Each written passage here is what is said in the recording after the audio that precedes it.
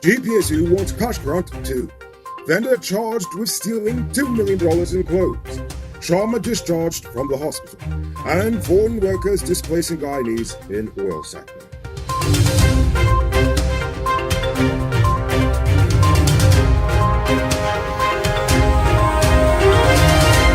I'm the Recall Bulford and welcome to tonight's edition of Uncut News. Do you see news happening? Send us a tip on WhatsApp at 592-659-6151. First it was Garwu. Now the GPSU is demanding $250,000 payment from the government too.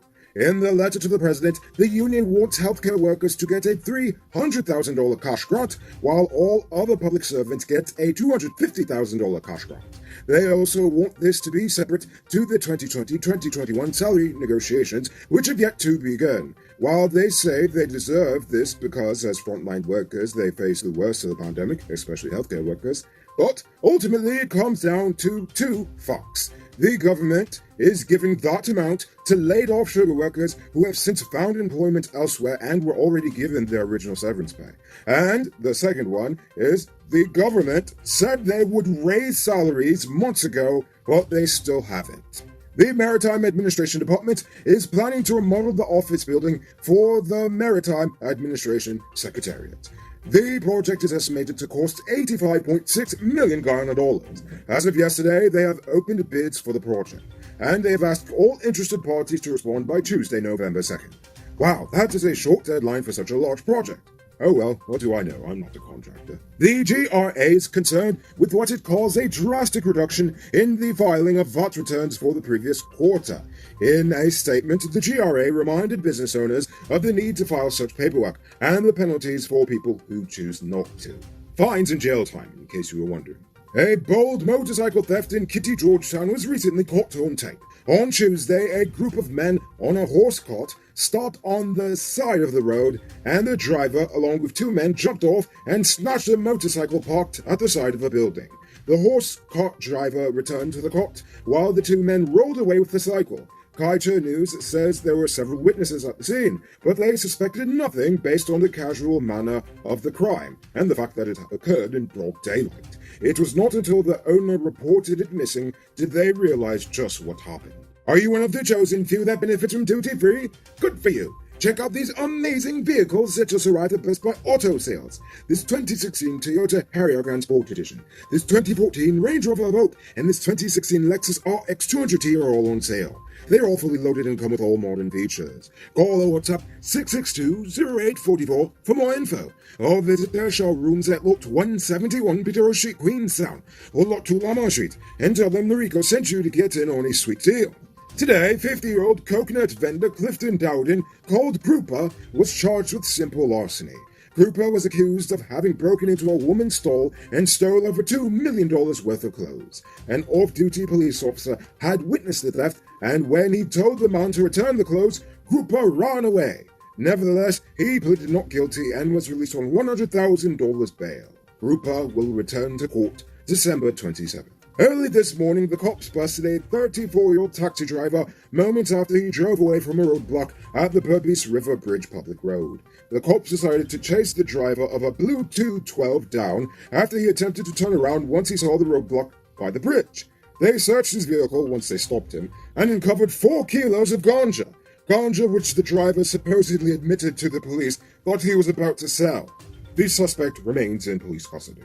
The police are currently on the hunt for a 65-year-old Brazilian man who was accused of stabbing another Brazilian gold miner to death during a drunken argument over raw gold.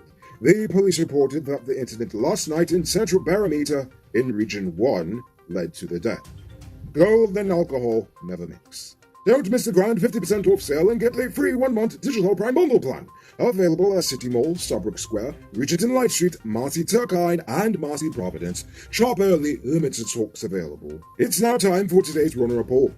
Today, the nation recorded 77 new cases. There are now 893 persons dead, 19 in the ICU, 3,290 in home isolation. And the total number of confirmed cases around the nation now stands at 34,877. So please, people, wash your hands frequently. Avoid touching your nose and mouth and mask up before you leave the house. When you do leave home, try to avoid enclosed spaces and large crowds, and remember to give 6 feet of space between you and others. Now for a vaccine report.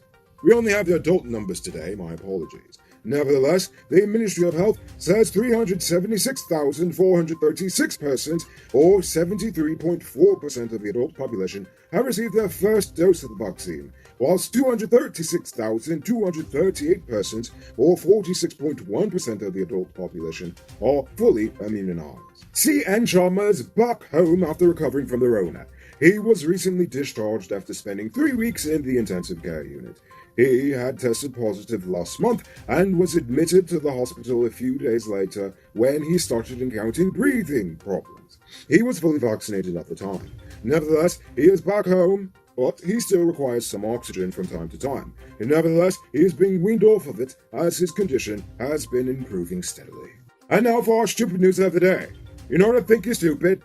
Unemployment is sky high in Guyana right now, while our nation's leaders are over in Ghana and Dubai telling people how badly we need them to work in our oil industry. But instead of trying to train our own citizens and to tap into the skills of the diaspora, they would much rather give foreigners the job and claim they can't hire anyone here because they don't have the skills. But no one is telling you the fact that the seafarer's course costs around $250,000 Guyana dollars. You have to take this course before you even step foot on a professional company vessel, let alone work on an oil boat. By the time you're done, you can easily spend over $500,000 on the certifications and classes alone, meaning that it costs money just to even make money in the industry. And you only get the money after you get hired, if you're lucky enough to get hired. And no insult to the hard-working men and women in the oil industry, but this is a job that you can literally teach a barely literate high school dropout to do. So when they say they can't hire Guyanese, it was never for a lack of intelligence. It is because those in the industry purposefully make it too expensive for the average Guyanese to get the requisite training, while those who offer the trainings have no incentive to lower the price because they know the people who do get into the programs are grateful to even have a chance to get a good paying job. The companies can use the lack of qualified Guyanese as an excuse to then bring in their own workers instead. They then use their lack of experience and knowledge as an excuse to underpay the few Guyanese they do decide to hire. Thus, the vicious cycle continues. And if you ask me, allowing this state of affairs to continue is the national development equivalent of shooting yourself in the foot in hopes of getting a disability check from the government. And that is pretty stupid. Boom! My name is Mudwater from Guyana Uncut. I have a big truck. Note, I didn't say I have the big truck. I have a big truck. When I need affordable parts for my truck, I only go to one place. Powered Automotive Truck Spares and Engine Parts. They stock parts for DAF, Freightliner, International, and Mack trucks. Also, all genuine Cummins engine spares. They're also the authorized dealer in Guyana for Hammer parts. And as a wise man once said, don't DPS. Get your engine parts from Patsep. Call 697-0171 for inquiries and tell them Mudwater send you. Boom out! Moving on to our Uncut News Views poll question of the day. Every day we pose a question about current events in the nation, the region, the diaspora, and how you feel it relates to us. So you give your responses in the comments and we'll read the best ones in the following episode. Yesterday's question was, should the fire chief be back on the job? Laura Mipsum says, the fire chief should not be reinstated. What motivation will anyone working for the fire brigade have to improve their performance if none of them is held accountable? We need accountability in all levels of government. Jason Cox says, I told you guys that the fire chief was just resting after putting out the massive Brickdam police station fire. And finally, Ronica Parag says, the fire chief has nothing to do with the incompetence of those that tended the fire at Brickdam, causing him to be sent on leave. I think it is the negligence and poor leadership from the sub-officers whom are responsible at all times to keep these fire ranks in full preparedness and devotional skills when it comes to getting any fire extinguished. Instead, they sit at their locations playing cards and dominoes for money, and drinking, because there's also a bar at most of these fire stations. Well, that's what Ronica says. I really didn't know that was going on, but according to her, that is. So, am I. Anyway, for tonight's question, should the government extend the $250,000 cash grant to all public servants? Why or why not? Think about that question and tell us in the comments below. If your response is good enough, we just might feature it in our next episode. Anyway, that's all the time we have for tonight, and check us out on Monday for another episode.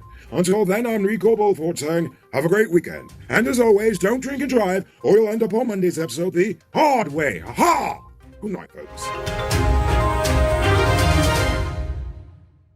Hey, Uncut News viewers, thanks for watching. You can subscribe by clicking on this button over here, or click over there for more news. You can also drop a comment to let me know if you've made it to the end of the video. Goodbye for now.